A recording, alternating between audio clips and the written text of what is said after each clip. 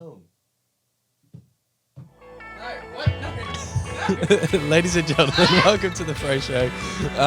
My name is Joe Murray and I'm joined by my beautiful co-host, Frank Menken.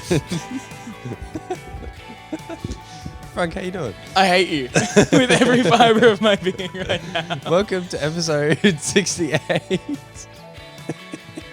Oh no, hold on. Oh, what did you forget to do? Oh, do we need to start again? Nah, we're good. We're Okay, sweet.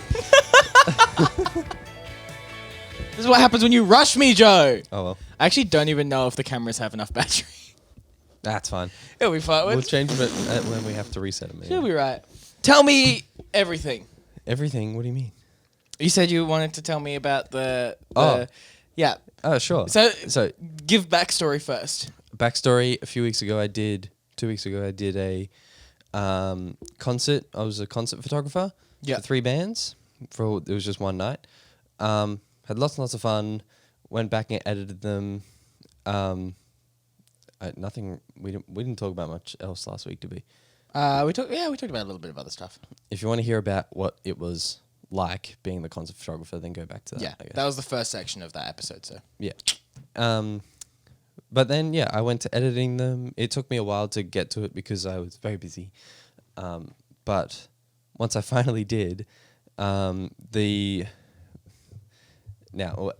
I'm going to say is not like I'm not having a dig at anyone because I know there's people that know the people I'm talking about. okay. And I don't have a problem with anything that happened or whatever. I'm just saying what's happened. Allegedly. Yeah. Yes. This is Hypothetically. this is all for the sake of content.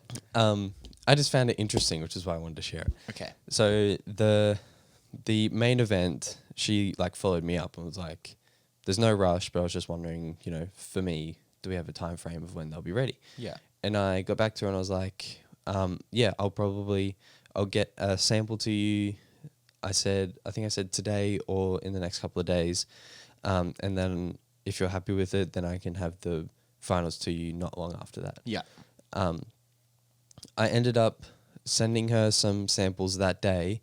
And then that night something I had got cancelled. So I had 3 hours up my sleeve and I just managed to punch them out. Yeah. So I got them done that day. Yeah. And the response to the samples I sent, I think it was 3 or 4 photos, was really happy with the style, looks great. Yeah. Something. So I was like, sick. I'll just use Sorted. that. Yeah, I thought it was fine.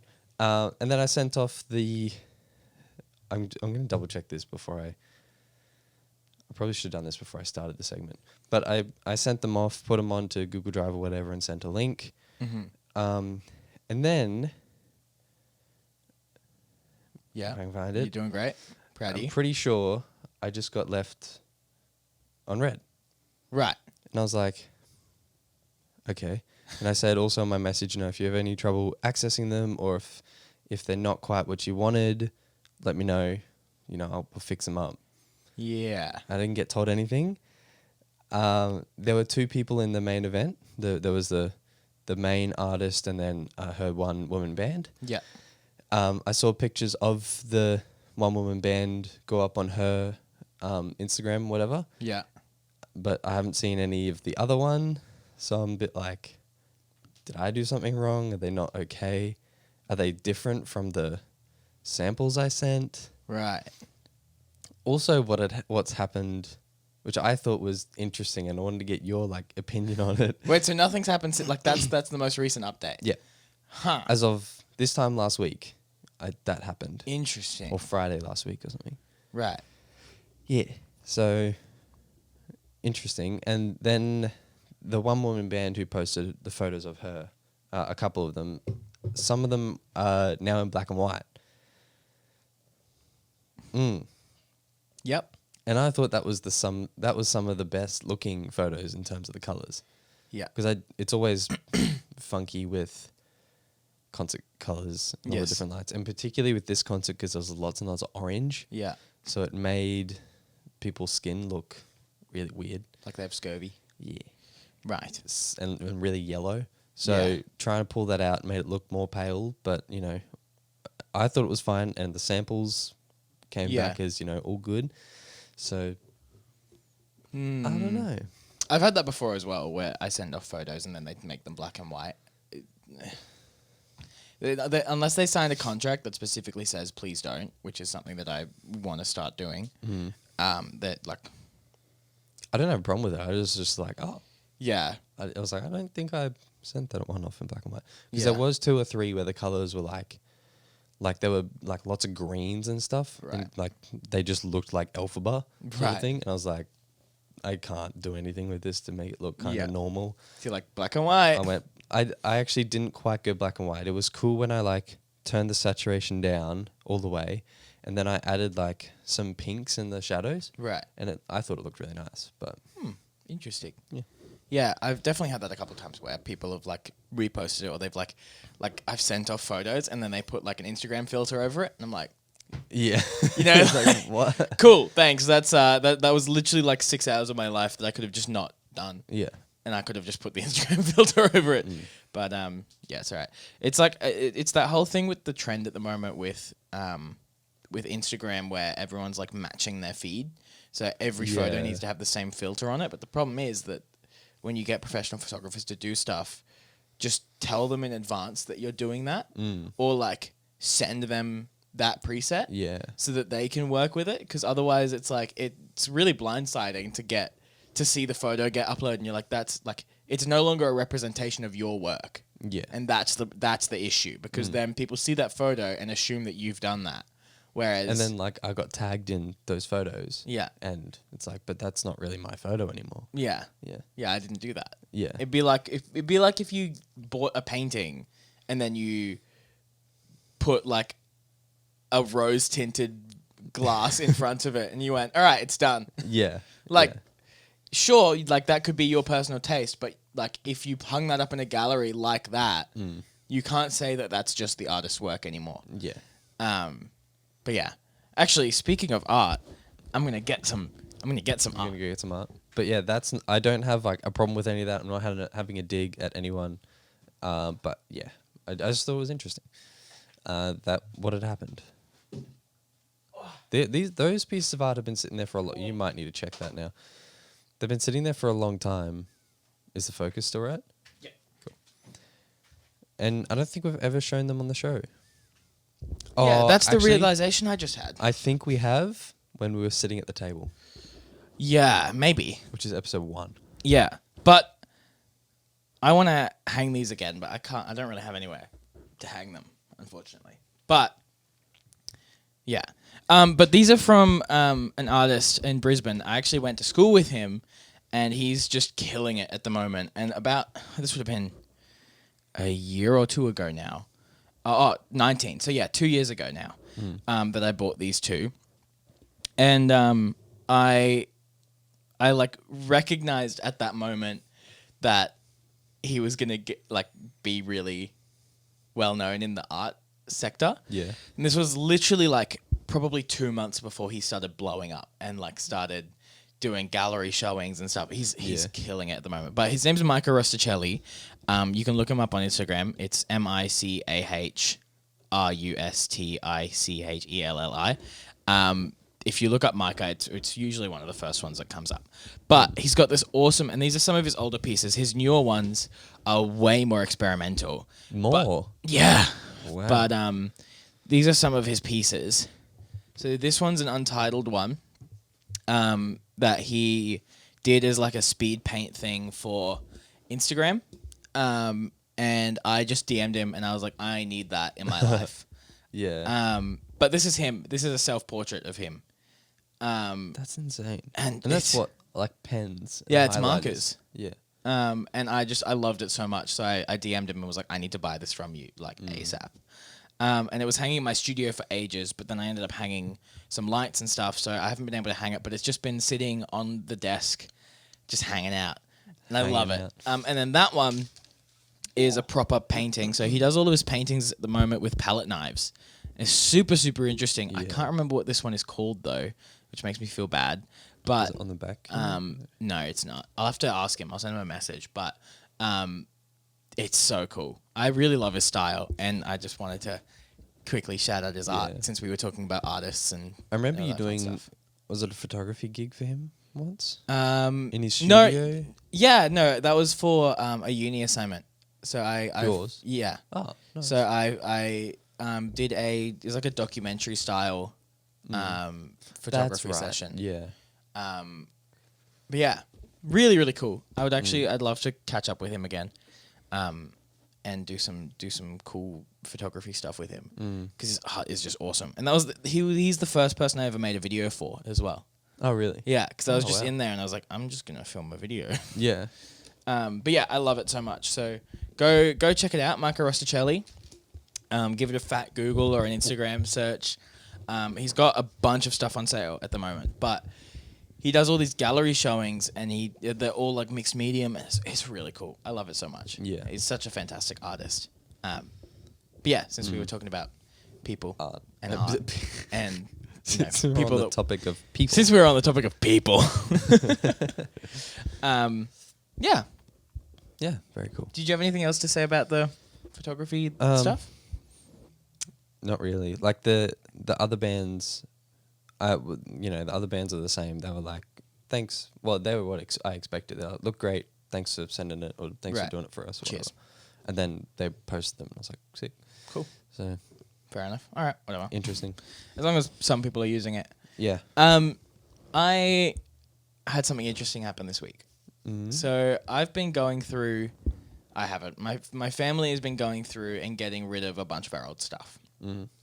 And one of the things that they went through and got rid of a bunch of was VCR, like VHS tapes. Sorry, because Yeah, we had right. like a massive collection of VHS tapes.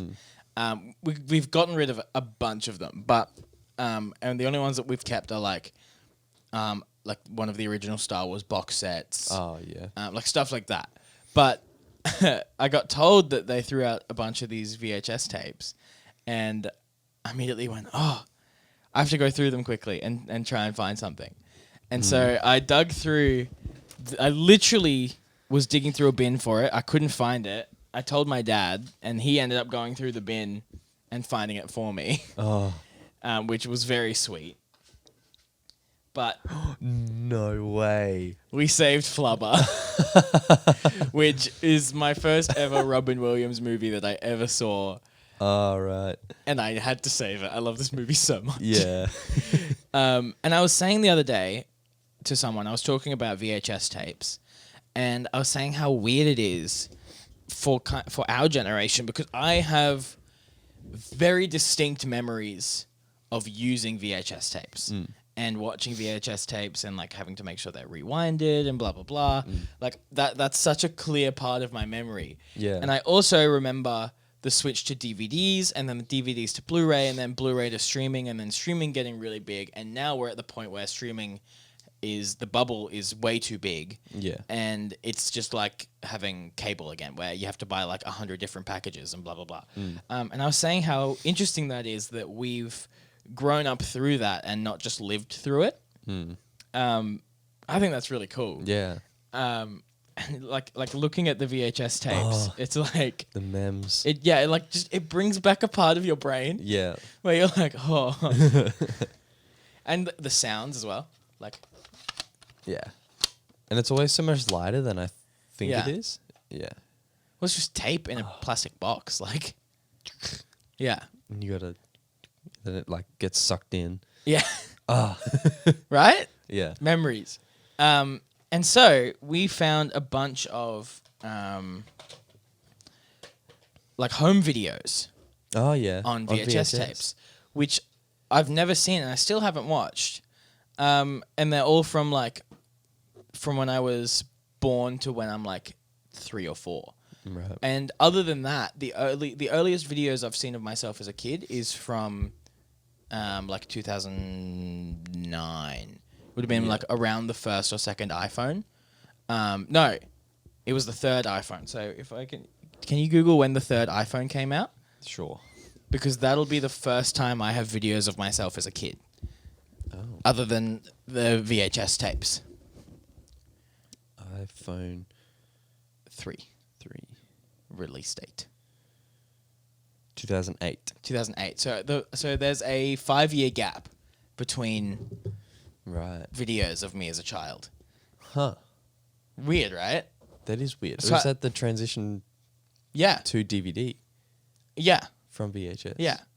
Huh. And then the transition to digital. But so I'm currently working out how we can digitize those VHS tapes. And you just do it through like an input capture. So VHS player to the capture and the capture to the computer. And it'll just play through that way. It. Yeah. And you just record it in real time. So should be interesting figuring that out. But yeah. Do you still have a VHS player? Yeah. Oh, sick. Yeah, we do. Surprisingly enough. Yeah. Like we all thought we didn't, but then we looked in like our, every house has their like old technology area. We looked in there and it was just sitting there. So I feel kind of bad about it. Yeah. I feel bad for the VHS player just Yeah. sitting there for like 15 years. At least it wasn't like stuffed in the attic somewhere. Yeah, it has a very nice spot actually. Oh, there you go. It's like, yeah, it's like it's on display or something. It's actually really cool. I really like it. That is cool. But yeah, and then after that, after the VHS tapes, we were going through, like the DVDs section. We have way more DVDs than we did VHS tapes because what my parents used to do, with VHS tapes, what they used to do was they would go to garage sales and anything under $5 they would buy. Oh, yeah. So we just had a bunch of VHS tapes and then we just ended up buying a bunch of DVDs as well. But we have almost no Blu-rays. So it's mostly all like regular DVDs. But one that I found that I saw and realized I haven't thought about in ages was my favorite movie growing up. Right. And the movie that like sparked my love for film, got me super excited about cameras, and like I watched this movie over and over and over again. Yeah. And it's this movie. It was a movie called Super 8. Right. Have you seen this movie? I don't think so. Okay. So this is a movie by J.J. Abrams and Steven Spielberg. So pretty damn good. Yeah. And I'm gonna quickly summarize it, but basically the whole movie is about like this weird kind of alien story after like a crash. There's like a alien spaceship crashes. And then they kind of like go on this adventure through the movie, and it follows this like group of teenagers.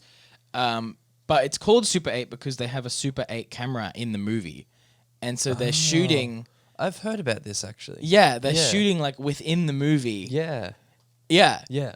And that like sparked my love for film because I could like physically see them shooting stuff. And I was like, what? But I wonder when this came out actually. It doesn't say on the back when the copyright is. That's annoying. Oh no, 2011. This movie came out. Yeah. So I was 10. 10 years old. Yeah. And then you were like, I need to be a filmmaker. And I was like, I need to watch every movie that has ever existed, and analyze them. And yeah. Yeah. That's the actual cover. Oh, yeah. I love it a lot. It's such a good movie. So definitely recommend. You should definitely watch it. It's fantastic. And then I opened this and it has like a download code for a digital copy.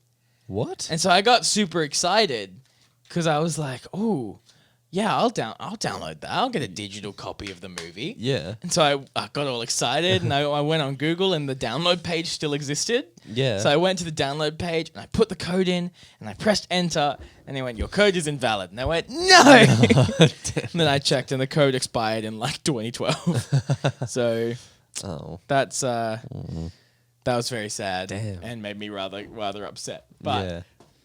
Good on you. thank you. I'll have to rewatch it. So now I have a bunch, and I also have a bunch of movies in that DVD area that I'm like, I have to watch that. I have to watch that. I have to watch that. That's cool. There's something just different about having like a DVD or a VHS. Yeah. Then like, streaming. I didn't realize how much I missed that like physical thing.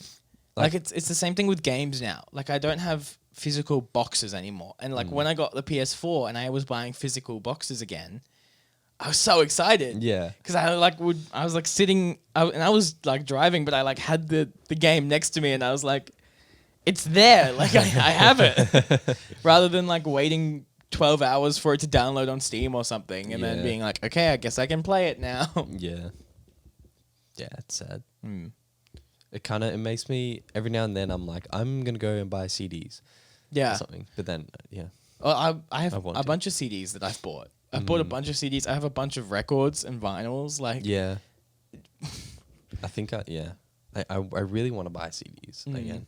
I have I still haven't unpacked it, but I made a Go box when I went away a while ago, and it was like it would have been end of 2019, right when we had all that like the bushfire stuff happening in Australia, and I was going away overseas to go visit family in the Netherlands, and we made boxes, like little boxes of stuff, and we took them to my parents' office and left it there because that's in like a warehouse district. So like where we live is right next to a forest, so it made more sense to put our stuff there.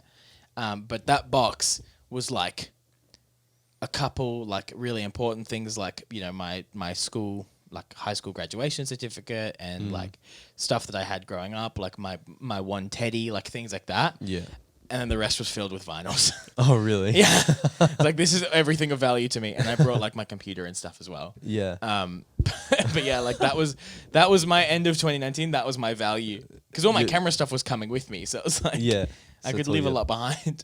All your vinyls and stuff. Yeah. That's funny. But I have a bunch. Actually, I'm going to go get my vinyls. Oh. Fill time. I'm also Fill going to time. grab some DVDs and VHS tapes. Okay.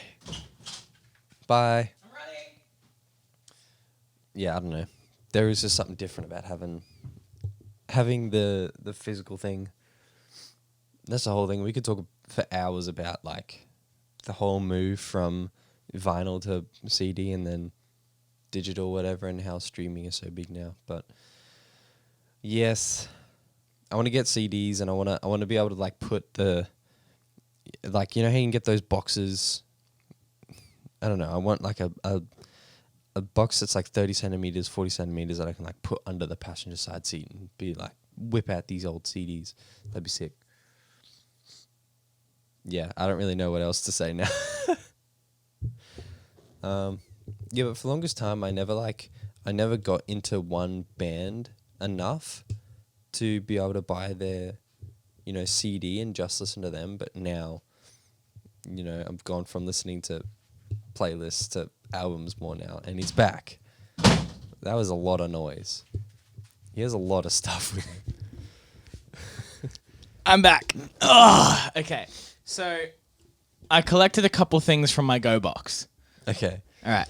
Hang on. No looking. I'm not looking. I saw the picture already, but Okay, so I have a couple things that I'm very proud of that I've kept. I don't know why one of them is there, but I know why the rest are there. So one of the things that's been really interesting is I don't know if I've talked about this a lot, but you can look at me. You don't have to. You can just not look down there. okay. I am a massive 21 Pilots fan, and I have been for years now. Yes. I knew that. And yeah, I don't think I've ever talked about that on the show, but surprise. And I have bought every single one of their CDs, and I still have to buy their new one, but I bought every single one of their CDs, and so I keep them as like a collection. So at least if the end of the world is coming, we know I still have Uncle listen to I still 21 have Pilots their the music. entire time. And I even have like their Australia only CD. Oh wow. It has a kangaroo on it. That's sick. So they all went in my Go box. I also have actually I do remember why this is here. I have the Troye Sivan album. Oh yeah. This is his first like studio length album. And I was super excited about it because I followed Troye Sivan for years as he was like coming up in the music world and all that. And it's a beautiful, beautiful Yeah. CD. Like, Good on you. except for that book falling out. But I loved it so much, and I was like, I'm going to keep this forever. But clearly, I've forgotten about it a little bit. And I was actually just looking through that box because it all kind of got put in that box, and like up until that point, it was all on display, and now I feel like I have to put it all on display again, Right. because it was just not there. And holding it, I was like, oh wow, like I forgot how much I actually miss this stuff. Yeah. And then I've got all the vinyls that are important to me. Half of them are 21 Pilots ones, but that's beside the point. So this is the Youngblood vinyl from his first album. Super cool. This one I kept just because of the artistry of the actual vinyl. Where's the top there? And then that's the vinyl. It is so sick. And my favorite thing about vinyls is that you get all of the artwork that wasn't used for the album and wasn't used for like promotional material. Yeah. So you get things like this photo that weren't actually used for anything else. And that always just makes me very happy because it's like, you know, it makes you feel like there's like that little bit of extra personality to it. Yeah. And then I've got the 21 Pilots Trench album as well. I've got the live EP. Oh, whoa. That one was super rare. I remember that one. And it is still super rare. I wonder how much they go for now, actually. Oh, yes. This is the first vinyl I ever bought. Nice. It's the 1975's first studio album. It's not... Oh, it was a fold-out one. Now, I actually don't listen to the 1975 very much. Yeah. But this album I listened to a lot. And I only bought this because I Googled cool vinyls. And this one has clear, like the vinyls themselves are clear. Oh, that's right, yeah. So I had to buy it. Yeah. Because Google told me so. And then I have the 21 Pilots Vessel album on vinyl as well, which I don't think has a fancy... Oh, no, it did have a fancy one. This one was also clear. Oh, yeah, that's right. So there's that one. And then this is my pride and joy. Oh, this one is sick. I remember you showing me this one. I don't know if it'll work. No, batteries are dead. But this is the 21 Pilots Blurry Face Tour live album. And I listened to this album religiously for years. Yeah. And when the batteries were still alive, when you opened it, it would like play concert sounds. Yeah. But it opens as like this massive threefold thing. And the vinyls are absolutely stunning. And with this one, it's not printed like a normal 33 vinyl, isn't it? No, I don't think so. No, you play it. You have to set the record player up and tell it that it's a 45 record. Yeah, because it's only like it's 3 songs per side, and it has images on every single side of the vinyls. It's just so sick. Yeah. It's one of the coolest things I've ever seen. And I would love to see more vinyls do that. And I want to learn how to do that because I want to do that with my photos. Put them onto vinyl. Yeah, how sick would that be? That would be sick. They'd outlive me. Yeah. So yeah, those are my vinyls that I'm super proud of. And then this next thing is my greatest possession of all time. And oh, no way. I will share it right after the break. Oh, you would. Wow, what a great break. Oh, wow. How fantastic was that? Yeah, pretty amazing. We should put up like a black intermission thing. Yeah. Yeah. Sure. Yeah. So. We're not going to remember to do that. No.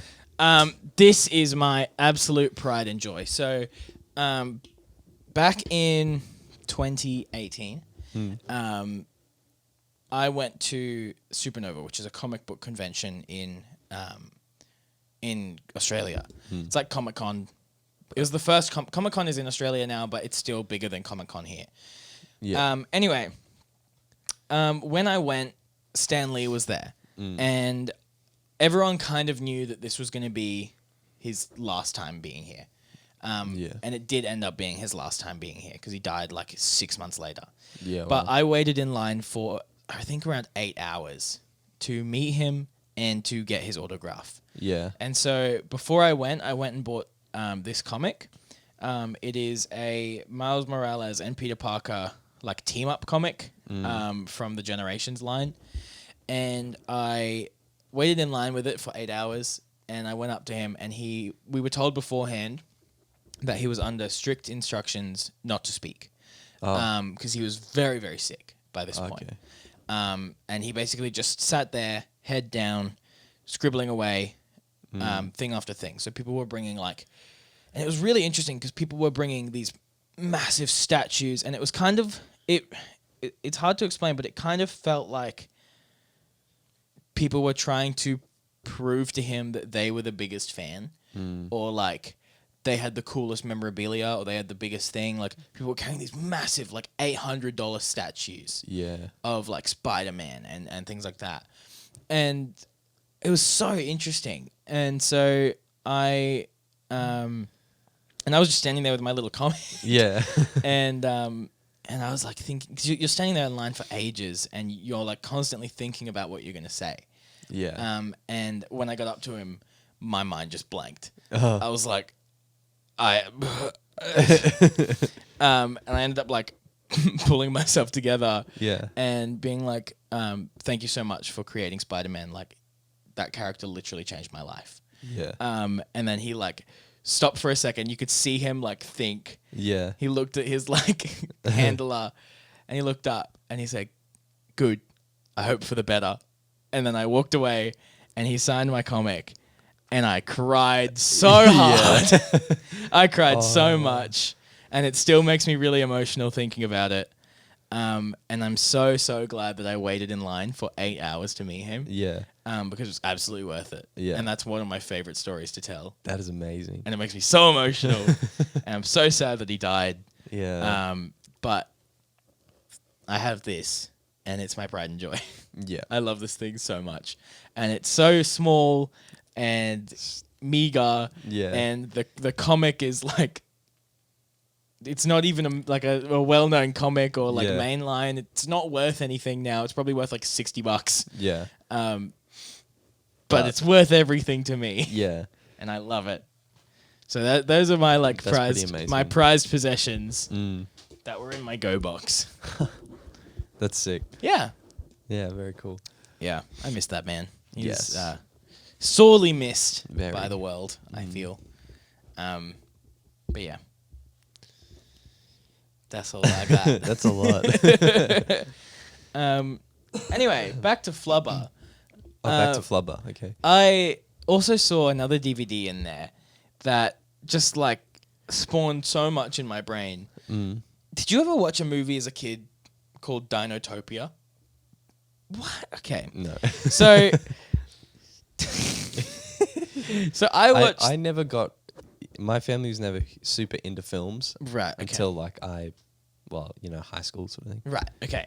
So Dinotopia, super weird movie. Basically, it's like these anthropomorphic dinosaurs, and these like two teenagers end up in this like, I don't even really remember it, but they end up in like an alternate universe or something where humanity is dinosaurs, and dinosaurs didn't go extinct, and they ended up evolving to the point where they could talk, and like very strange.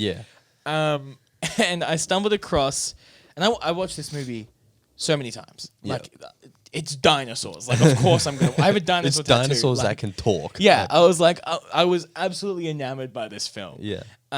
And so I watched it so many times, and then a couple weeks ago I was on YouTube and I saw a video talking about Dinotopia.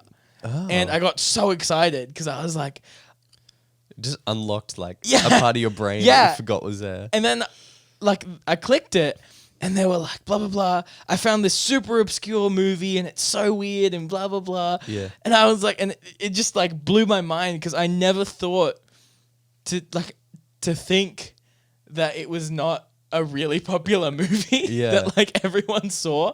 Like I just kind of assumed that it was on par with like Jurassic Park and every kid that liked dinosaurs watched this movie. But apparently it was like this really weird obscure film that like nobody watched and they made like 6 of them. And so that I've just tried like seeing them. made me rethink my entire childhood because I always just assumed that this was a massive big budget movie, but I think it was just because they were dinosaurs. And I was like, yeah. So yeah, Wow. that was a bit of a moment for me the other week where I Yeah. like reevaluated my childhood. Wow. But what movies did you watch as a kid? What was your like go-to? Oh, man. Put me on the spot. Movies as a kid. It was like your classic kind of Disney stuff. Like Lion King was a big one for me as a kid. I remember that like if there's any VHS thing or, movie that I remember, it's The Lion King. Right. Yeah. That's fair. So, You know how for years I've been saying that I've never watched Mulan? yeah. Yeah. So Have you not watched Mulan? I've not. Okay, hold on. What? Wait, hold on. There's a surprising amount of people that haven't seen that movie. Hold on. So I was going through the DVDs Yeah. and I found Mulan Yeah. and I picked it up and it was like I went into a flashback sequence because my whole brain went and I immediately remembered I have watched this movie Okay. several times and it just never stuck. So I have watched Mulan. Okay.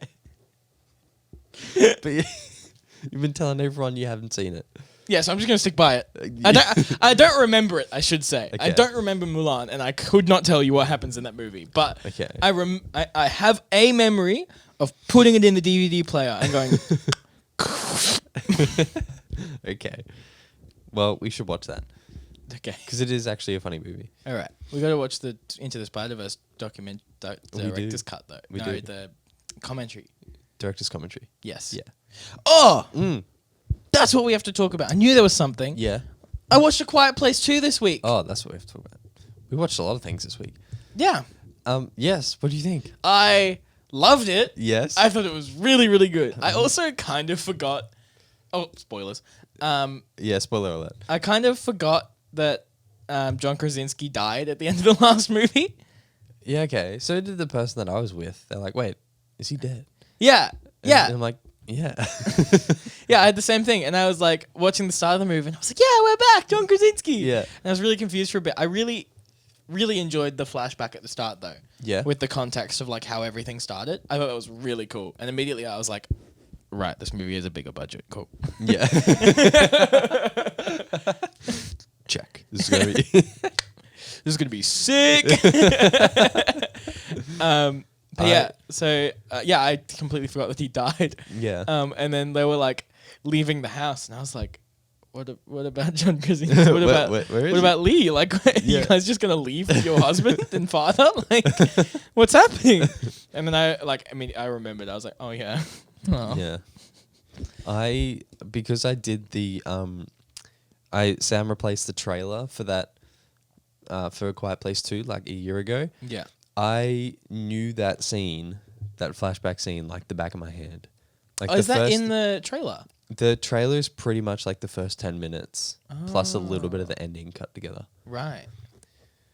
So So you were just there, like, yeah, it was it was annoying because I felt like I had just watched this so many times. yeah. You're like, all right, can we get to the actual movie now, please? Yeah, but I didn't. was still good. I legitimately didn't know that was a part of the movie. I really expected. oh really? Yeah.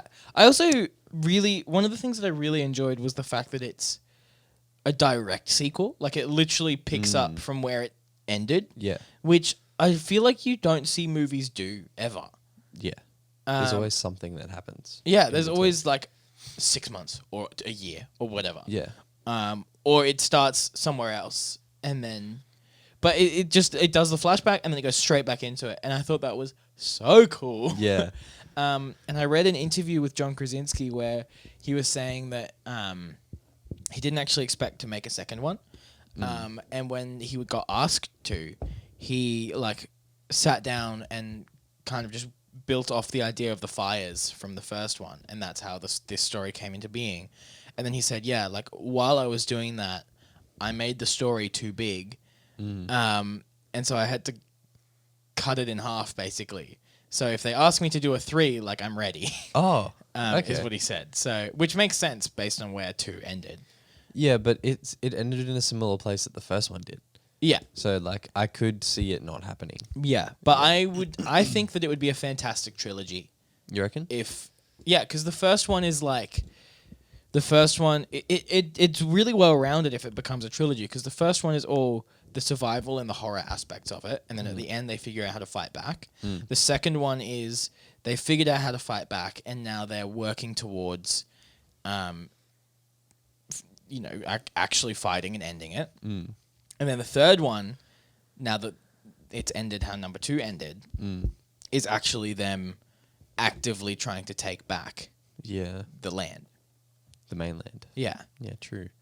That could be a really, really cool trilogy. And then the third one obviously have a lot more like human combat. Yeah. Be a lot more human conflict. Yeah. Because you saw a little bit of that in the second one. Which I really enjoyed. Yeah. I thought that was very cool. Because that was one of the things that I definitely missed in the first one. You reckon? Yeah. Yeah, true. Because that's always my thing with... Like, there's a good middle ground, I think. And I think the first one not having it was really good. But I definitely was thinking about that afterwards, where I was like, I wonder what happened to other people. True. And now we know. Oh, yeah, now we know. They went crazy. Yeah. Yeesh. Yeah, why would they do that?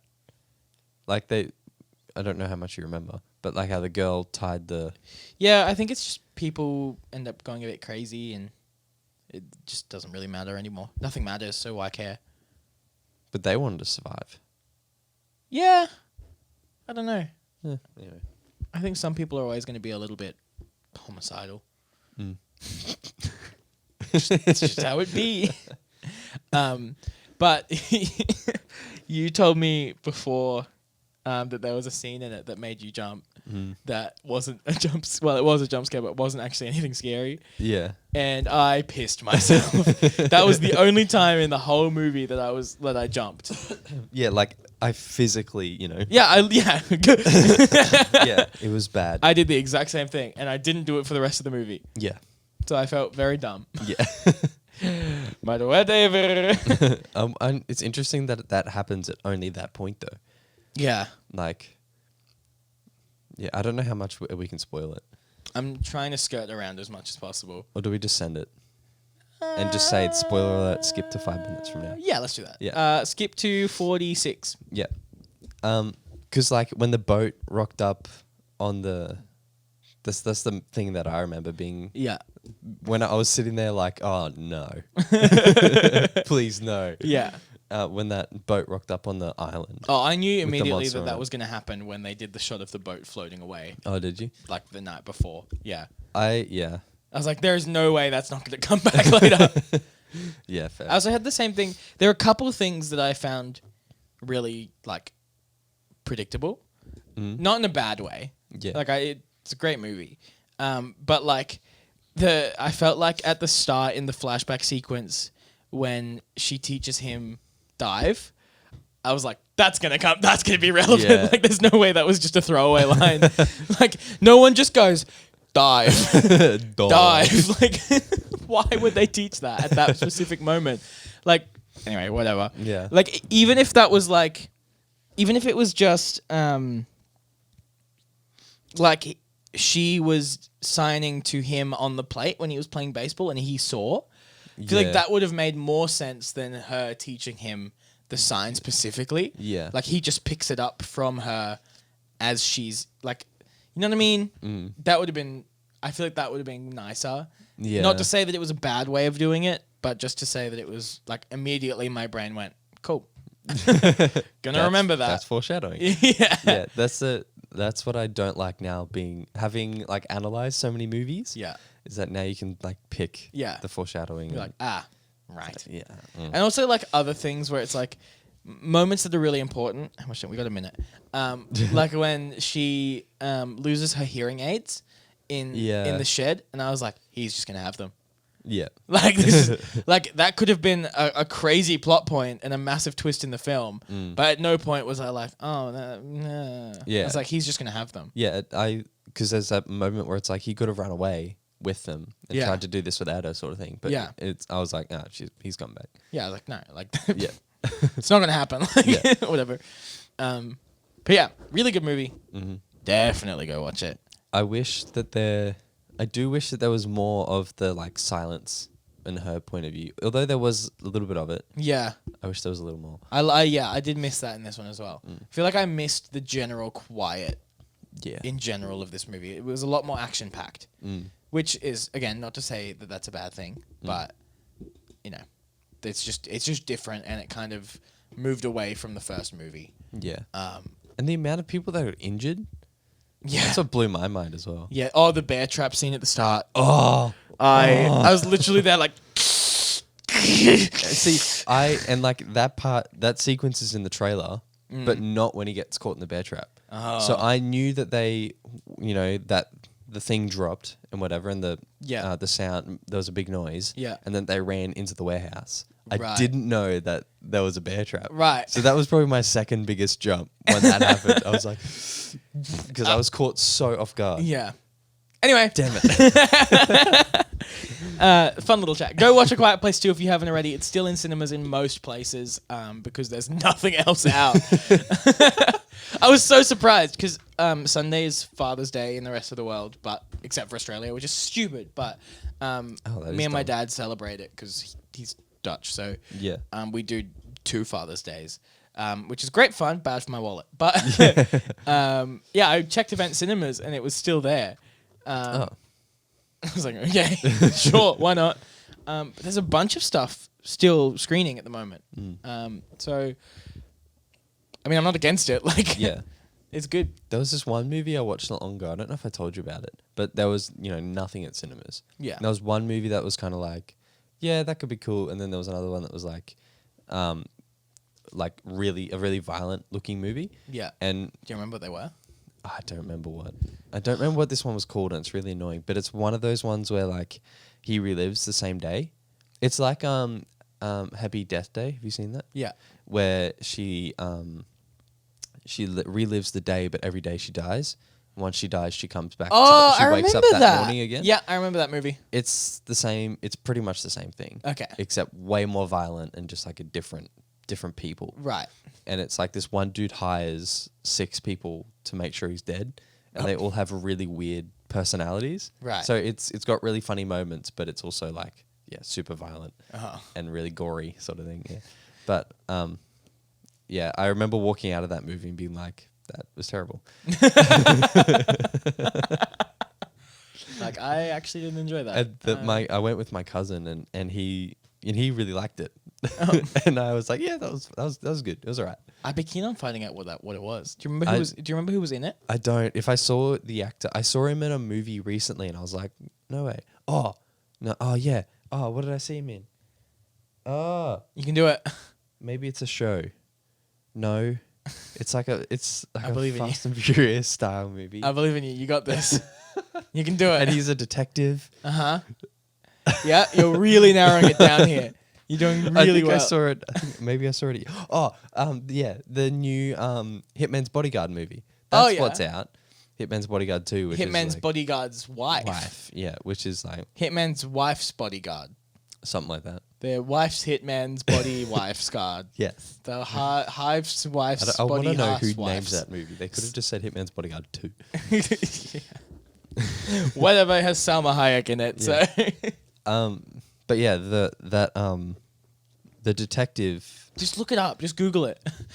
I thought you might have known, but No. you obviously haven't seen it. I have not seen Hitman's Bodyguard 2. I haven't seen Hitman's Bodyguard 1. Haven't you? Oh, no, I have. That's no, I have. I have seen that actually. Hitman's Good Wife's shout. Bodyguard. Yeah, Hitman's Bodyguard, the first one is good. Yeah, because that's Ryan Gosling and No, Reynolds and Samuel L. Jackson. Yeah. Very funny movie. Yes, I do remember that. I really enjoyed that movie. I remember. The second one, I actually, when comparing it to the first one, was a bit average. It's Right. still a good movie, but like Yeah, fair enough. definitely the first one was better. I could definitely see that. Frank Grillo. Who? Yes. Can you show me a picture? I'd never seen him before, and but he's like, Oh, him! I he's actually do know him. super ripped. Yeah, I do know him. And he always plays like the villain. He plays Crossbones in the Avengers. Oh, okay. In Age of Ultron, you know the scene right at the start of Age of Ultron where they're fighting in the like town? And like Scarlet Witch blows up the building by accident. Yeah. That he's the main bad guy in that scene. The guy with the face mask. That's him. No way. Yeah. Oh, there you go. And he's also the guy in Captain America Winter Soldier who he fights in the elevator. Oh, yes. Yeah. Oh, wow. I didn't even know that. I actually walked out of this other movie that he was in. I was like, I don't want to see another movie with him in it. Like, yeah, I just didn't enjoy it. It's called Boss Level. I found it. Boss Level's the movie. I've not heard of that. No. Can you show me the poster? That looks horrendous. Yeah, but it had this guy in it. It has Naomi Watts as well. Yeah, so it had a good cast, which was like, oh yeah, no, well, let's go watch it. Mel Gibson, that's his name. Gel Mibson. Gel Mibson. And it just looked like, it kind of looked like they just had enough money to get Mel Gibson. And then nothing that else. was it. Yeah, that makes sense actually. That I don't doubt that at all. And like his, his like character wasn't even that good for his acting. Gil Mibson's. Yeah, like, yeah. I want you to watch it just so at the end you can walk out and be like, because I walked out and I was like, that was actually not that bad. And then 5 minutes later I was like, no, that was bad. That was actually a really bad movie. I didn't like that. That was objectively terrible, actually. So that guy's actually in the Purge movies as well. Right. So I'd say that's where he got his like big break. Yeah, he always plays like this. He's a stunt actor, really. Yeah. Like he's really good at stunts and fight choreography and stuff. Yeah, and the other biggest thing I remember from Boss Level is like how like crispy it was very, very sharp. Oh, I don't like that look. And like him being that lean, he was even more lean than like that photo. So you could like see everything, right. Even just with even his face and his neck. Yeah. And it was like they just asked him to be as lean as he could for this. Yucky. Don't like that. So all right, let's finish up. Anyway, there. I have more to talk about actually. Yeah, I didn't even get to the topics that I wanted to talk about. We always just like Anyway, next week. One way or another. Next week. Cool. Thank you so much for watching or listening to this episode of the Froe Show. Hit them with that sweet social media.